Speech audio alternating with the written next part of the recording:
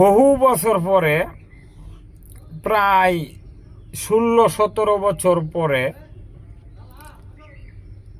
জামাত শিবিরের একটা দালাল পাইছি।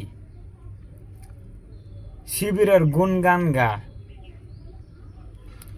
শুনেন দালালে কি বলে। শিবির যদি আবার দালালে আগের রূপে ফিরে আমরারে আসে, ভয় দেখাইতাছে। তোমাদের ছাত্রদল যুবদল শিবিরের সামনে দাঁড়াতেই পারবে না। তোমরা হয়তো শিবিরের ইতিহাস ভুলেই গেছো। স্বৈরাচার শেখ হাসিনাকে জিজ্ঞেস করে দেখো শিবির কি। শিবির সারা দেশে ভদ্রতার পরিচয় দিয়ে যাচ্ছে। ধৈর্যের বাঁধ যদি একবার ভেঙে যায়, শুনলেন দালালে কি বলতেছে? দালালে বলতেছে শিবির যদি আগের রূপে ফিরে আসে, আমরা পালাবার পথ পাবো না। ভাইজান, ও ভাইজান, শুধু শিবির না, এই তোমাদের জামাতের যে আব্বা, তোমার যে আব্বা জামাত শিবির রাজাকারের যে এই চুম্মা শফিক কচি কচি সারানের পুটকির মধ্যে যে চুমা মারে, তোমার এই চুম্মা শফিক আব্বা, তারপরে এভরিথিং রাজাকারের অধীনে যারা আছো তোমরা, প্রায় 16-17 বছর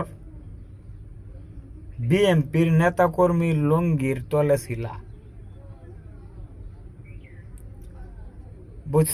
বুঝতে পারছো সোনার সান?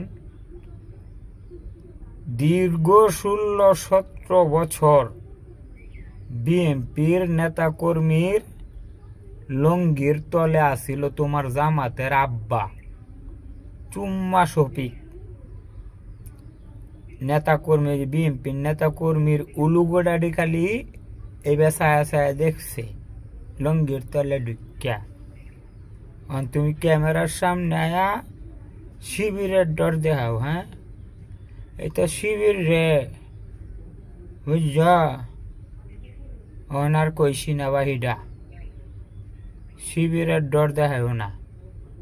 নারিয়া তাকবির করে যদি লাগিয়া পড়ি না, তা শিবির টিবির সুদ্যা বুড়ি গঙ্গাত নিয়ে ফেলাই দেন। বুঝতে পারছো দালাল? শালার ঘরে শালা।